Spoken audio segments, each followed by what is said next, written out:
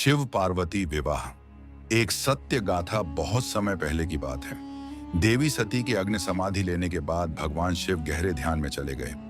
इधर हिमालय की पुत्री पार्वती ने शिव को अपना पति बनाने का निश्चय किया।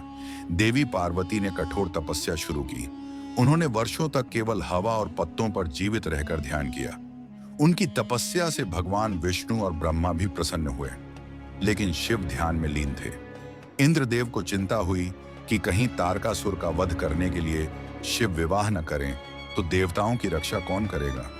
उन्होंने प्रेम के देवता कामदेव को शिव के ध्यान को भंग करने भेजा। कामदेव ने पुष्प बाण चलाया, जिससे शिव का ध्यान टूटा और वे क्रोधित हो उठे।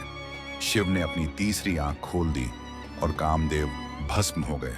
परंतु देवी पार्वती की निष्ठा और प्रेम को देखकर शिव प्रसन्न हुए। वे स्वयं पार्वती के पास आए और कहा, देवी, तुम्हारी भक्ति अद्वितीय है। मैं तुम्हारा पति बनने को तैयार हूं। हिमालय राजाओं ने बड़े हर्षोल्लास से विवाह की तैयारियां की। समस्त देवता, आर्षि मुनि और गंधर्व इस विवाह में सम्मिलित हुए। शिव बारात लेकर पहुंचे, लेकिन उनका रूप भयंकर था। गले में नाग, शरीर पर भस्म और अघोरी गणों के साथ। देवी पार्वती ने प्रेम पूर्वक शिव को देखा और मन ही मन स्वीकार कर लिया कि यही उनके स्वामी हैं। उन्होंने शिव को सुंदर वस्त्र और आभूषण पहनाए, जिससे वे एक दिव्य वर के रूप में दिखाई देने लगे। इस तरह समस्त लोगों के समक्ष भगवान शिव और देवी पार्वती का पावन विवाह संपन्न हुआ। यह विवाह केवल एक युगल का मिलन नहीं था, बल्कि सृष्टि के संतुलन और धर्म की स्थापना का प्रतीक भी था। विवाह के बाद की कथा। शिव पार्वती विवाह के बाद समस्त देवताओं, ऋषियों और गंधर्वों ने आनंदोत्सव मनाया। पर्वतराज हिमालय ने अपनी पुत्री को पूरे विधि विधान से विदा किया। देवी पार्वती कैलाश पर्वत पर आईं, जो हिम से ढका शांत और साधना का स्थान था। वहां का वातावरण एक महारानी के महल जैसा भव्य तो नहीं था, लेकिन शिव के प्रेम और भक्ति से भरा हुआ था। पार्वती ने इसे सहजता से स्वीकार किया और शिव के साथ अपने नए जीवन की शुरुआत की। गणेश का जन्म कुछ समय बाद देवी पार्वती ने अपने उपटन से एक बालक का निर्माण किया, जो उनका पुत्र बना गणेश।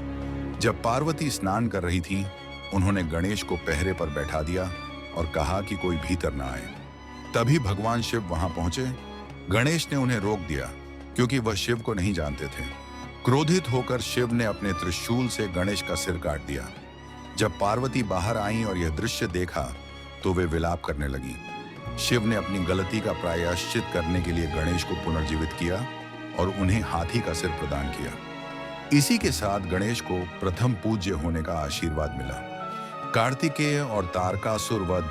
शिव और पार्वती के दूसरे पुत्र कार्तिकेय का जन्म हुआ, जिनका उद्देश्य राक्षस तारकासुर का वध करना था। तारकासुर को यह वरदान था कि केवल शिव पुत्र ही उसका अंत कर सकता है। जब कार्तिकेय बड़े हुए तो उन्होंने देवताओं की सेना का नेतृत्व किया और एक भयंकर युद्ध में तारकासुर का वध कर दिया। इस प्रकार शिव पार्वती के विवाह से सृष्टि का संतुलन पुनः स्थापित हुआ। शिव पार्वती अर्धनारीश्वर रूप समय के साथ शिव और पार्वती एक दूसरे में पूर्ण रूप से विलीन हो गए। शिव ने पार्वती को अपने अर्धभाग में स्थान दिया, जिससे वे अर्धनारीश्वर कहलाए। यह दर्शाता है कि स्त्री और पुरुष एक दूसरे के पूरक हैं और उनके मिलन से सृष्टि का संतुलन बना रहता है।